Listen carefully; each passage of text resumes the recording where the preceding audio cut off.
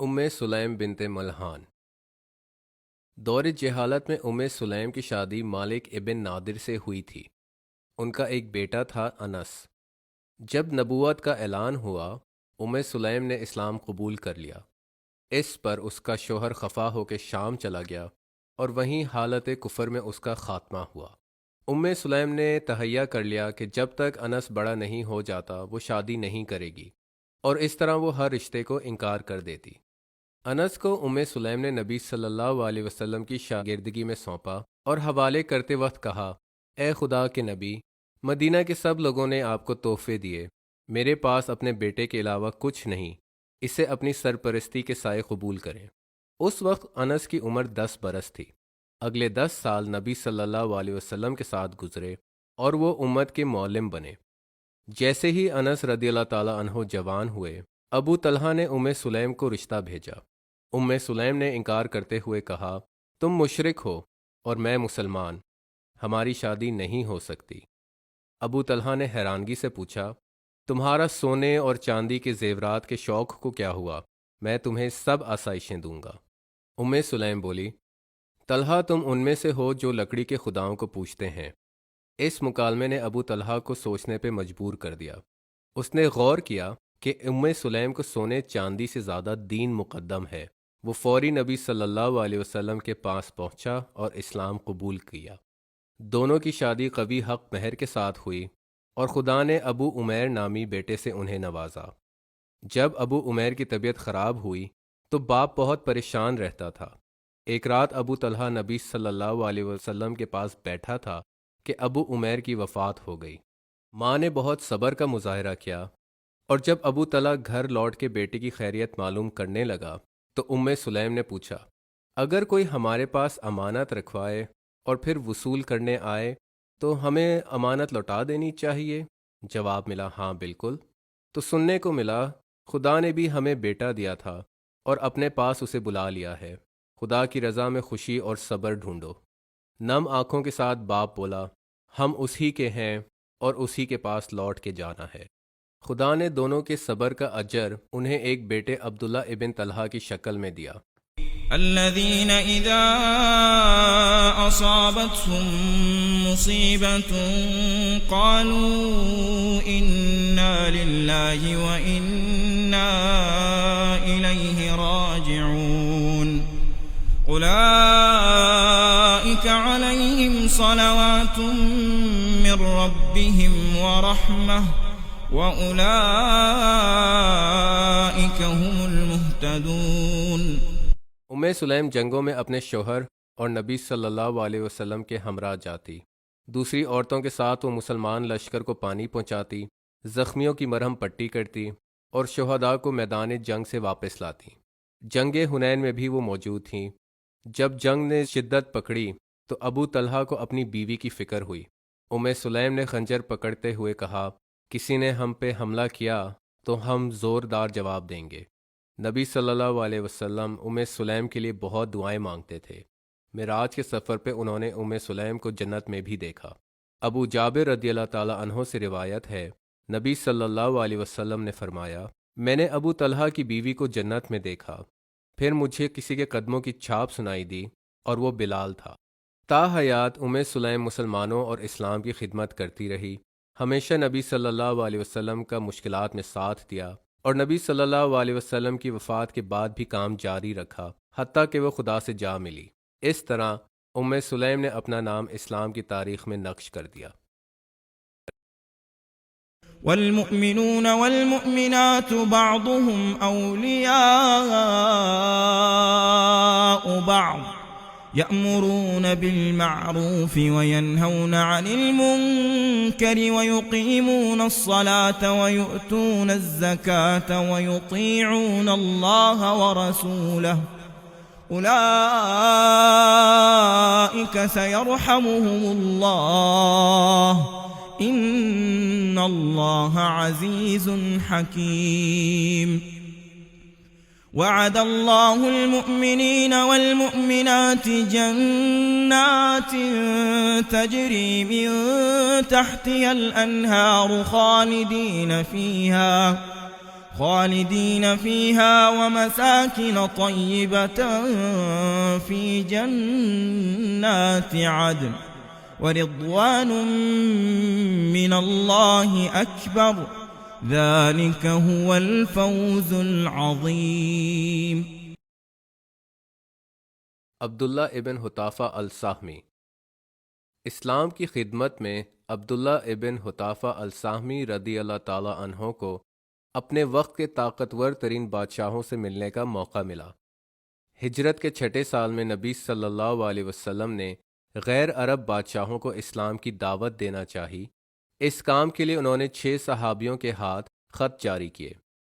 ان 6 میں سے ایک عبداللہ ابن حطافہ بھی تھے اور انہیں فارس کے بادشاہ خسرو کے پاس بھیجا۔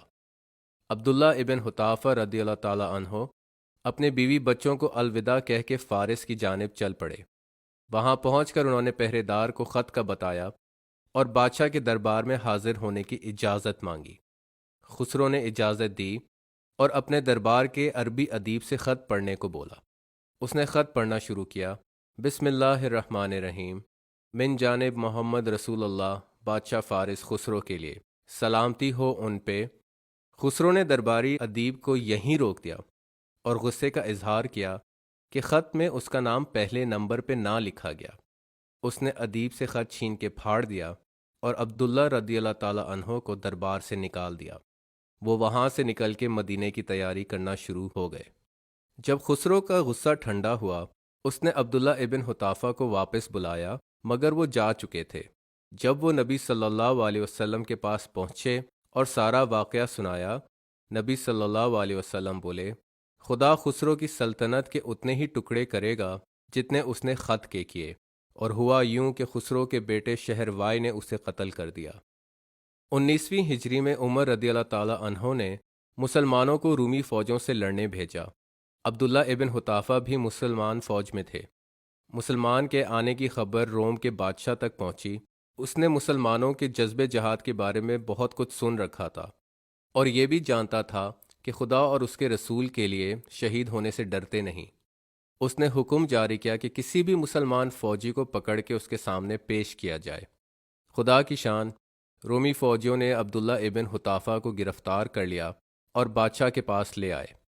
وہ غور سے عبداللہ ابن حطافہ کو دیکھتا رہا اور بالآخر بولا، میری تجویز ہے کہ تم عیسائی بن جاؤ۔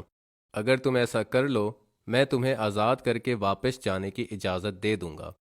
اسے جواب ملا، مجھے 1000 بار مرنا قبول ہے، مگر میں تمہارا کہا نہیں مانوں گا۔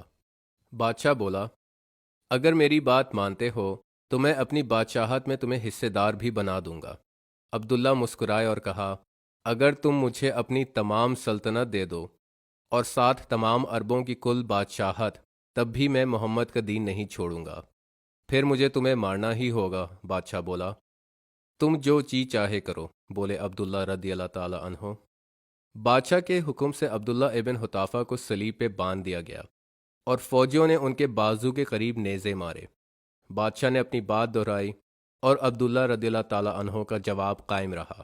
پھر ان کے پیر کے پاس نیزے مارے گئے، مگر وہ پھر بھی اپنی بات پہ قائم رہے۔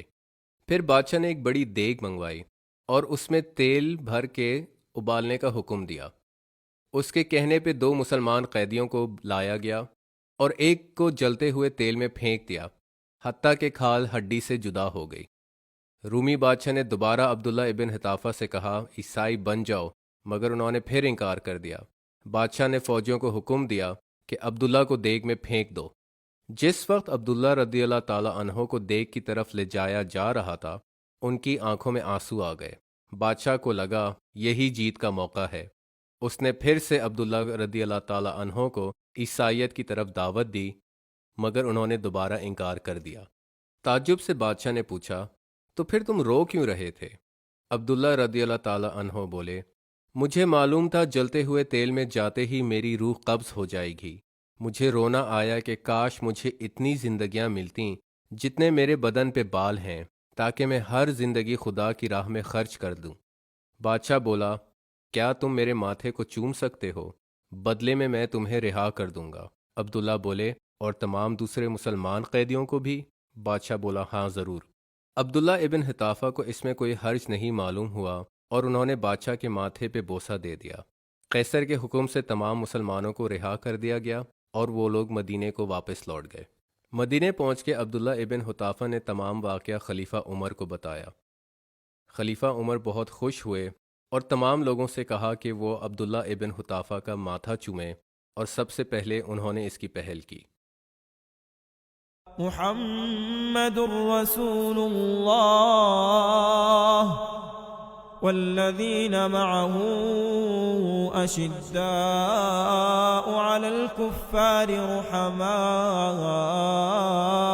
بینہم تراهم ركعا سجدا يبتغون فضلا من الله ورضوانا سيماهم في وجوههم من أثر السجود ذلك مثلهم في التوراة ومثلهم في الإنجيل كزرع